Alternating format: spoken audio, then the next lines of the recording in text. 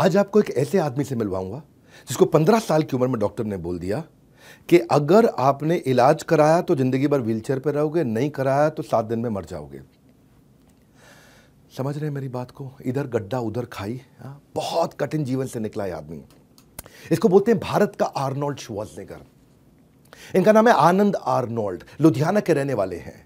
लोगों ने इनको बोला ये नहीं है किसी काम का, घर में रखो बंद। पर इस आदमी ने ऐसी बॉडी बनाई, सबकी बोलती कर दी बंद।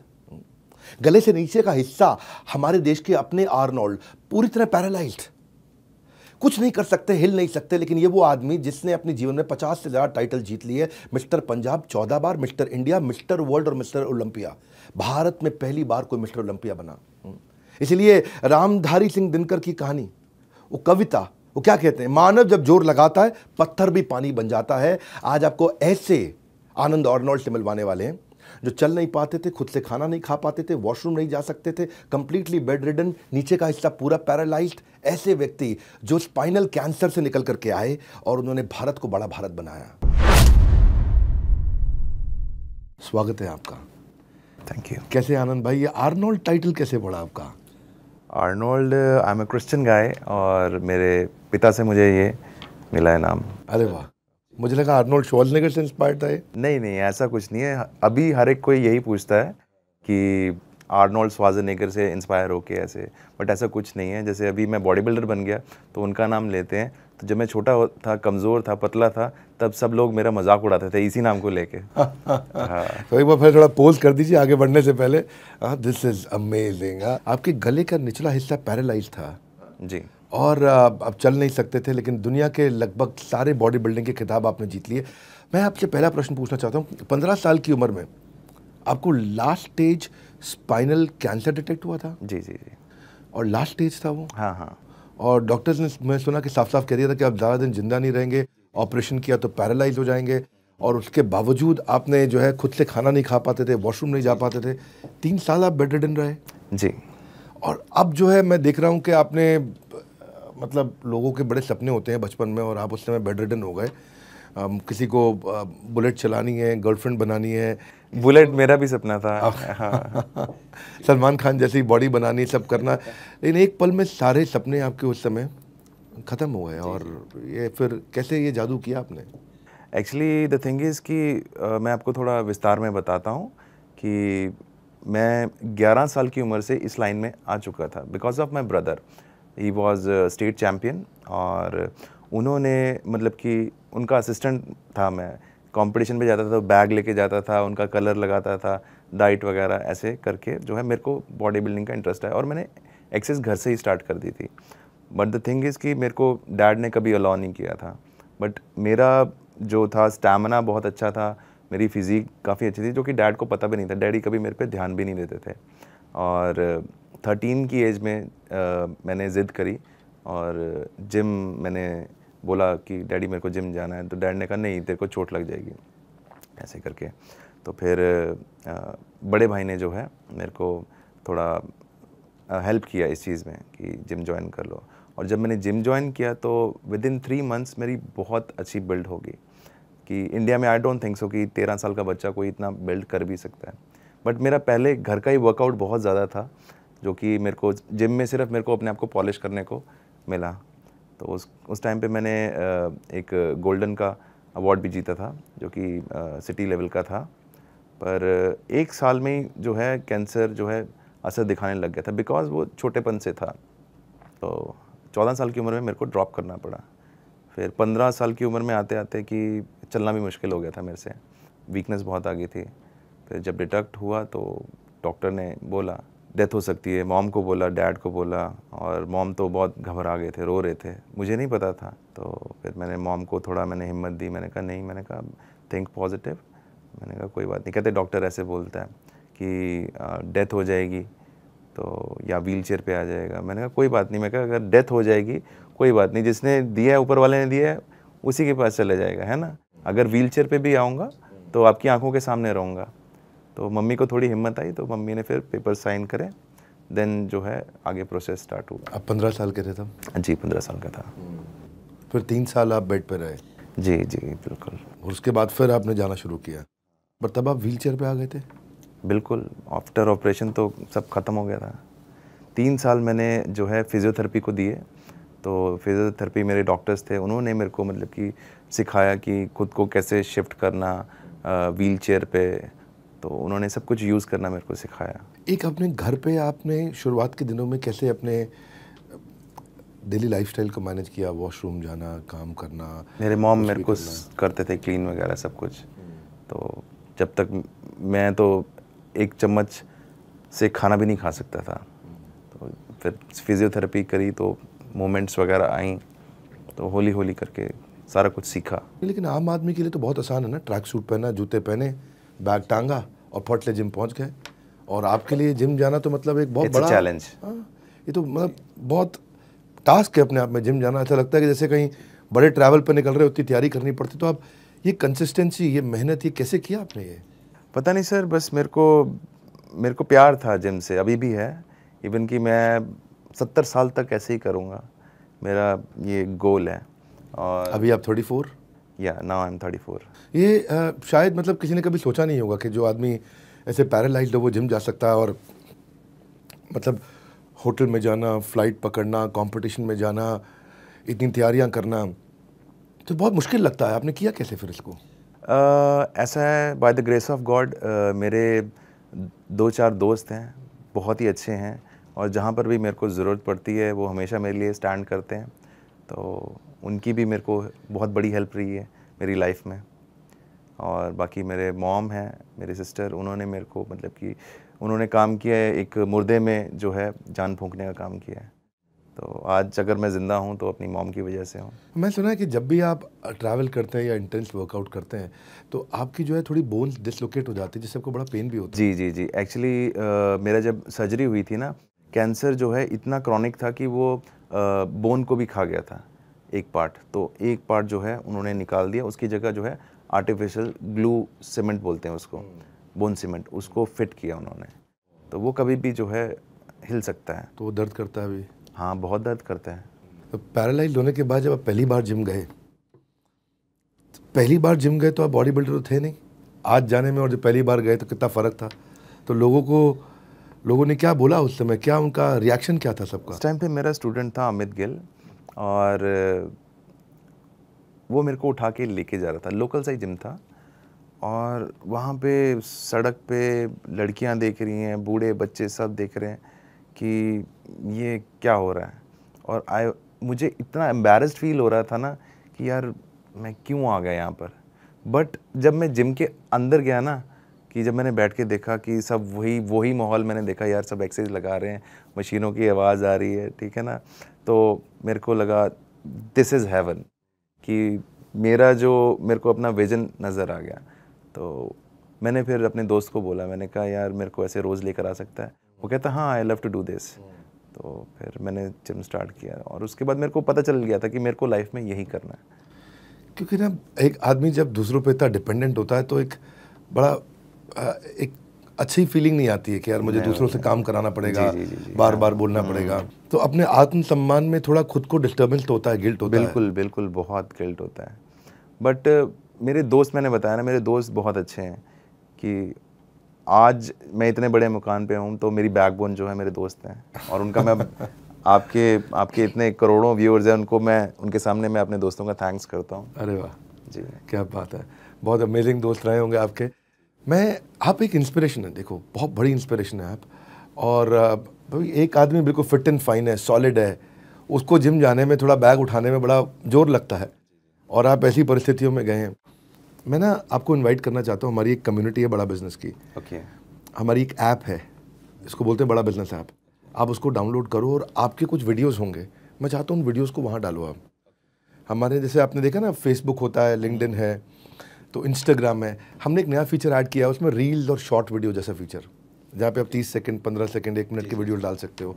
जैसे इंस्टाग्राम में, यूट्यूब पे रील्स होती है, वैसा ही एक्सपीरियंस है। और इस समय लाखों लोग बड़ा बिजनेस की ऐप को इस्तेमाल कर रहे हैं। यहाँ पे बेसिकली 2 चीज़ें हैं, या मोटिवेशन या एंटरप्रेन्योरशिप, 2 ही चीज़ें हैं।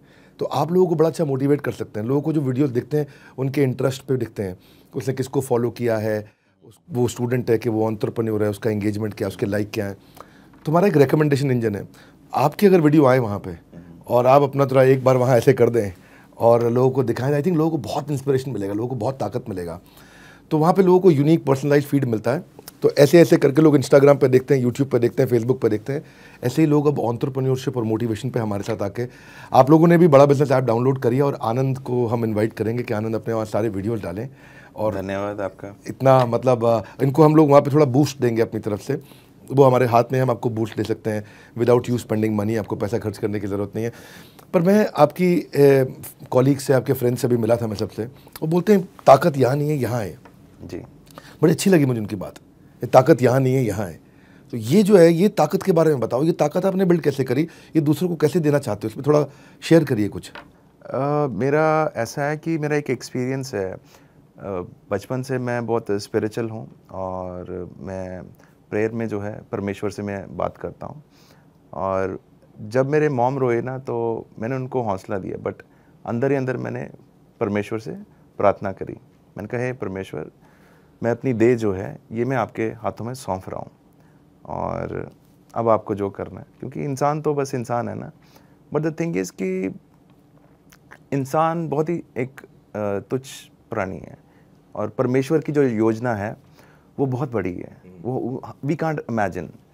तो मैंने जो सोचा था कि हाँ, कुछ जैसे आम लोग सोचते हैं, तो अगर मैं ठीक होता तो आज मैं आम लोगों जैसा ही होता। बट परमेश्वर ने मेरे लिए सोचा था कि इसको मैं व्हील चेयर पर रख के जो है दुनिया में एक इंस्पिरेशनल जो है पर्सनालिटी बनाऊंगा, मिसाल बन गया। जी जी जी। आजकल लोगों में अच्छी बॉडी बनाने का बहुत क्रेज है।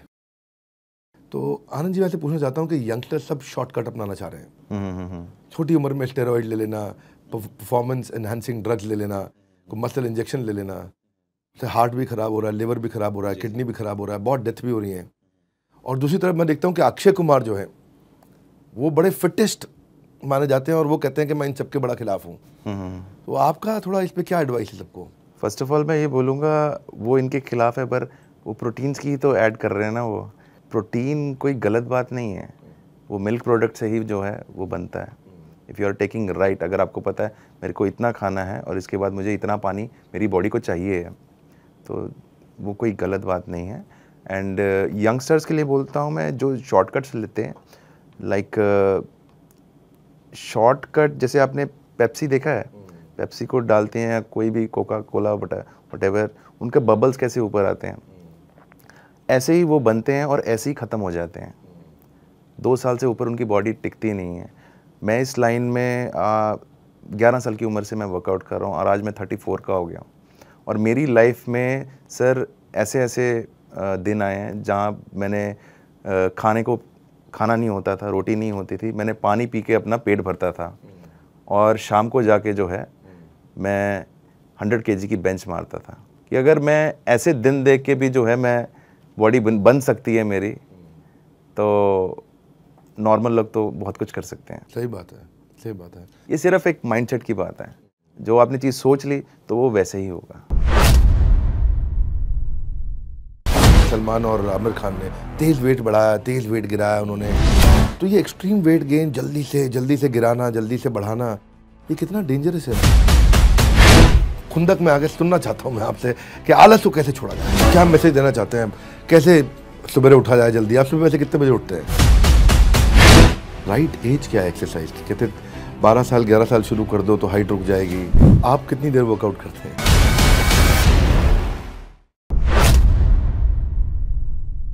अच्छा, कई बार ना अब जल्दीबाजी के चक्कर में लोग रहते हैं। अब मैंने मूवी देखी है, वो गजनी है, दंगल है, सुल्तान है, इसमें भी ये सलमान और आमिर खान ने तेज़ वेट बढ़ाया, तेज़ वेट गिराया उन्होंने। शेन वॉर्न का भी एग्जांपल हमने देखा अभी, एक्सट्रीम लिक्विड डाइट पर है वो 21 दिन खाली चाय पी रहे हैं, पानी पी रहे हैं, एक्सट्रीम लिक्विड डाइट पर है। और तो ये एक्सट्रीम वेट गेन जल्दी से गिराना, जल्दी से बढ़ाना, ये कितना डेंजरस है? मतलब आपने हाँ, ऑफ कोर्स ये डेंजरस है, इसमें कुछ भी हो सकता है। If you are doing very hard work, जैसे कि ये हीरोज़ वगैरह जो भी करते हैं, ये हेल्दी नहीं है। बिकॉज आप खाना कम करते हैं, सब कुछ कम कर देते हैं, फिर आप वर्कआउट इतना ज़्यादा करते हैं, this is not healthy. Healthy वो है अगर आप अपना सही खाना खाएं, न्यूट्रिशन पूरा लें और वर्कआउट फिर हार्ड करें, वो हेल्दी है। लाइक आपने मिल्खा सिंह देखे हैं, और भी ऐसे बहुत बड़े बड़े एथलीट्स हैं। प्रेमचंद जी जो हैं, प्रेमचंद डोगरा, जी प्रेमचंद डोगरा, वो भी जो हैं मैं उनसे मिला हूँ और ही इज़ माई हीरो। मैं उनको बहुत इज्जत देता हूँ। उनका भी यही कहना है, वो तो कहते हैं कि देसी घी भी खाओ। तो this is the right way. अगर आपका वर्कआउट सही है ना, अगर डाइट सही है, तो बॉडी तो कमाल की बनेगी ही बनेगी। तो एक सबसे इम्पॉर्टेंट चीज़ जो मुझे लगता है इम्पॉर्टेंट लेसन सब लेना चाहते हैं आपसे, वो है कंसिस्टेंसी। वो कहते हैं आलसी आदमी का ना वर्तमान है ना भविष्य है। बिल्कुल, आलसी आदमी किसी काम का नहीं है। और आप जो मेहनत कर रहे हैं वो मेरे को लगता है सबसे अच्छा एग्जाम्पल है कि आज आपके लिए जिम जाना और बाकी लोगों के लिए जिम जाना में बहुत डिफरेंस है। बहुत डिफरेंस है। तो आप क्या कहते हैं ये आलसीपन को कैसे बाहर निकाले? आज कुछ ताबड़तोड़ मोटिवेशन दे दीजिए, ज़िंदगी से निकाल के क्या सार देना चाहते हैं आप? कहिए मतलब थोड़ा खुंदक में आगे सुनना चाहता हूँ मैं आपसे कि आलस को कैसे छोड़ा जाए। आलस को देखो ऐसे छोड़ा जाए कि अगर आप कोई भी काम कर लें, ठीक है ना, लाइक जो आप भी काम कर रहे हैं, ठीक है ना, और हर एक इंसान के दिल में आलस होता है। ये आप भी जानते हैं, मैं भी जानता हूँ, क्योंकि मेरे साथ भी ऐसा होता है कभी। बट जो इंसान उस चीज़ को इग्नोर करके आगे निकल जाता है, वो अपनी लाइफ में हमेशा आगे रहता है। जो कि आगे जो इंसान आगे अपने हमेशा आलस रखता है, नहीं मैं आज चलो ऐसे कर लेता हूँ, वैसे कर लेता हूँ, चीट कर लेता हूँ, वो लाइफ में हमेशा ही पीछे रहेगा। क्या मैसेज देना चाहते हैं? कैसे सुबह उठा जाए जल्दी? आप सुबह वैसे कितने बजे उठते हैं? मैं तो 4 बजे उठ जाता हूँ। 4 बजे? हाँ, 4-5 बजे मैं उठ जाता हूँ। मन नहीं लगता भाई? सब लोग को चाहते हैं, बिस्तर को कौन छोड़ना चाहता सर्दी में सुबह? नहीं सर, मैं सारा टाइम बिस्तर में ही रहता हूँ। हाँ, मैं मतलब कि मेरी लाइफ नॉर्मल पीपल जैसी नहीं है। सही बात है जी, सही बात है। तो फिर आपका क्या शेड्यूल रहता है? मॉर्निंग में वर्कआउट करते हैं, इवनिंग नहीं में? इवनिंग में करता हूँ। पूरा दिन जो है डाइट की लोडिंग करता हूँ और 2 स्लीप लेता हूँ मैं। स्लीप बहुत ज़रूरी है। तो अगर मैं स्लीप ना लूँ अच्छे से तो मेरी वर्कआउट अच्छा नहीं रहता। तो स्लीप लेके फिर जो है फ्रेश होके नहा के देन मेरा वर्कआउट रहता है। आपका भी कोई चीट मील डे होता है? ये चीट मील का कॉन्सेप्ट ठीक है गलत है, इसके बारे में क्या कहेंगे? नहीं, अगर हम जैसे लाइक अगर कोई हाई प्रोटीन डाइट पे है, अपने किसी कंपटीशन के प्रेप पे है, तो हाँ उनके लिए ज़रूरी है, बिकॉज वीकनेस आ जाती है। अच्छा, ओनली डाइट लेते हैं और कार्ब हमारी थोड़ी होती है, कैलोरी स्टॉप कर देते हैं, तो चीट डे होना चाहिए। उसमें जो है हमको सारा जो है न्यूट्रिशन प्रॉपर मिलता है। आपकी कहानी ऑर्डिनरी से एक्स्ट्राऑर्डिनरी बनी है।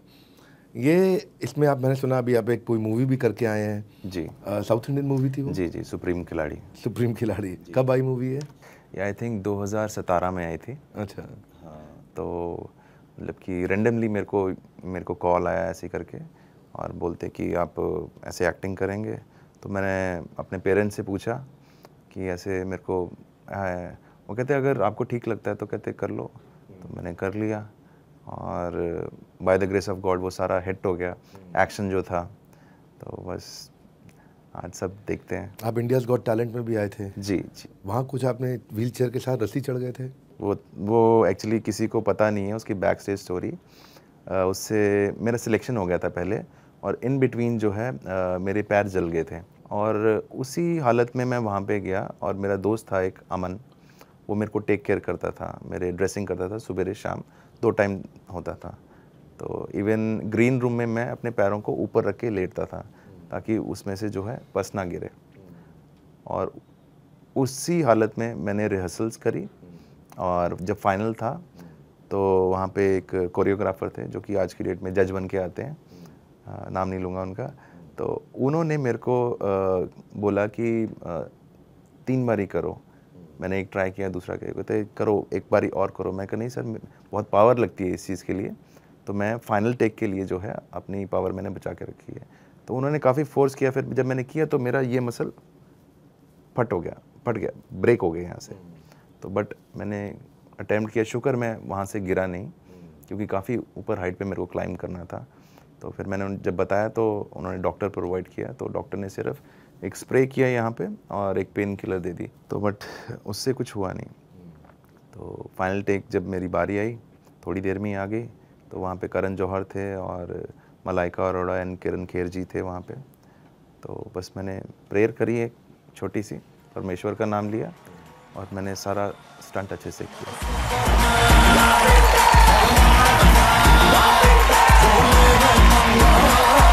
अब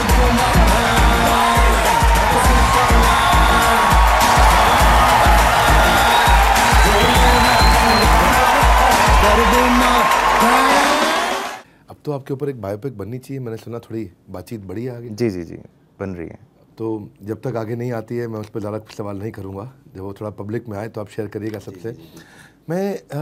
आपने मिस्टर ओलंपिया जीता, मिस्टर वर्ल्ड जीता, ये बहुत बड़े टाइटल्स हैं और इतने बड़े टाइटल्स को अचीव करने में बड़ी अचीवमेंट में बड़ी ताकत लगती है।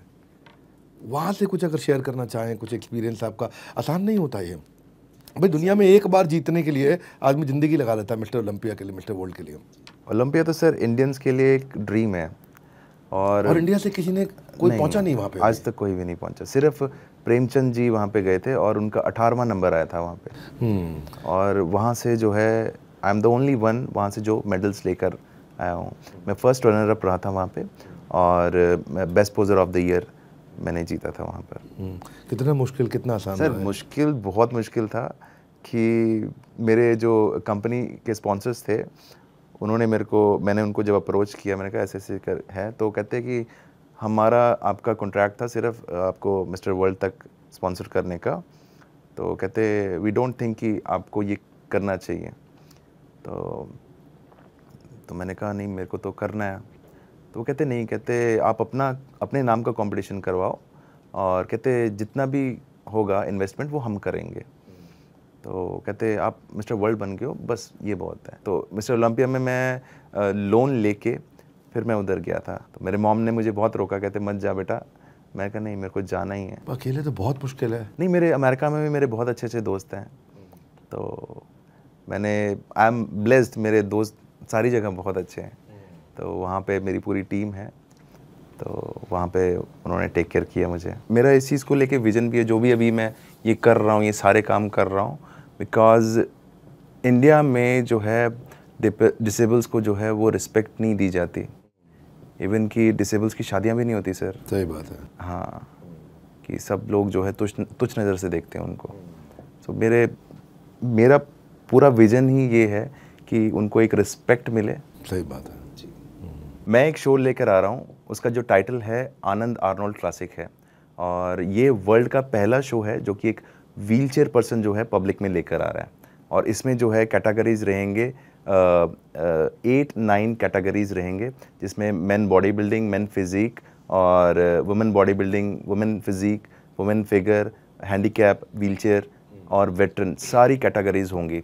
और इसमें जो है हम अभी बॉडी बिल्डिंग में जो ओवरऑल जीतेगा हम उसको एक ब्रांड न्यू कार दे रहे हैं, और बाकी जो अपने अपने कैटेगरीज में जो है जीतेंगे उनको बाइक देंगे, वुमेन्स को जो स्कूटी देंगे, और हैंडीकैप्स को जो है वो ट्राई बाइक देंगे। कब ला रहे हैं आप इस शो? ये है जून 11 से 12 को, ये होगा अपने जयपुर में होगा, राजस्थान में। तो बस कुछ ही दिन बचे हैं अब आपका ये शो आने में। Let's look forward to this show with all enthusiasm, excitement. I am trying to sum it up. Anand की जीत उसी दिन हो गई थी जिस दिन छोटी उम्र में इन्होंने वापस जब पहली बार जिम गए और उनका विजन इनको दिख गया था, जिस दिन उन्होंने ये ठान लिया था कि दुनिया में सबसे अच्छी अपनी बॉडी बनाएंगे। थैंक यू आनंद, आपसे मुझे 2 बड़ी लर्निंग्स मिली। डिसेबल का मतलब है this is able, disable, this is able. My ability is stronger than my disability. ऐसे ही इसे हम बड़ा भारत शो नहीं कहते हैं। इस वीडियो को अपने सर्कल में शेयर करिए, और क्या मुझे बताना पड़ेगा किसको शेयर करिए? हर उस आदमी को जिसको एक इन्फीरियोरिटी कॉम्प्लेक्स है, हर वो आदमी जो आलसी है या अंडर कॉन्फिडेंट है, हर वो आदमी जो फिजिकली वीक है, या वो आदमी जो इस समय आगे बढ़ना चाहता है, उसको इंस्पिरेशन चाहिए। जिनको नहीं पता उनको बता दूं कि मैं ये बड़ा Bharat show, India global brand ambassadors, हर बुधवार को आपके पास लेके आता हूँ। बस थोड़ा है और इंतज़ार, आ गया बस अगला बड़ा बुधवार। और एक गुड न्यूज़ मैं आपको दे देता हूँ कि अब बहुत लंबे समय के बाद, कोविड के बाद, हम अपना बिजनेस कोचिंग प्रोग्राम, और हमने आनंद जी से बात करी तो वो भी आना चाहेंगे, आपसे आकर के बात करेंगे वहाँ पे। और आप भी अपनी टिकट ब्लॉक करा लीजिए। वैसे टिकट सारी खत्म हो चुकी हैं, कुछ डायमंड कैटेगरी की कुछ बची हैं और रॉयल डायमंड कुछ बची हैं, पता कर लीजिए। तो आनंद आप आएंगे वहाँ पे आकर? डेफिनेटली, आप आके लोगों को इंस्पायर करेंगे वहाँ पे? Definitely, I love to do this. तो ऐसे कई सारे स्पीकर आ रहे हैं जो आकर के वहाँ पे आपको इंस्पायर करेंगे और एंटरप्रेन्योरशिप पे सिखाएंगे आपको। बहरहाल मैं यही कहूँगा आपको, बस थोड़ा सा कर लो और इंतज़ार। आ गया है अगला बड़ा बुधवार, इस बड़ा भारत शो के लिए। हमारे साथ जुड़े रहने के लिए, आनंद की कहानी को सब तक पहुंचाने के लिए आप सबका हृदय की गहराई से प्रेमपूर्वक बहुत बहुत धन्यवाद। मेरे ख्याल में शायद आप पहले लिरिसिस्ट हैं या राइटर हैं जिन्होंने सम्मान के लिए आवाज उठाई। भारत तो है न्यूट्रल होने की कोशिश करता है और यहाँ सेक्युलरिज्म की बात होती है और आप कहते हैं सेक्युलरिज्म स्कैम है, तो क्या सेक्युलर होना गलत है?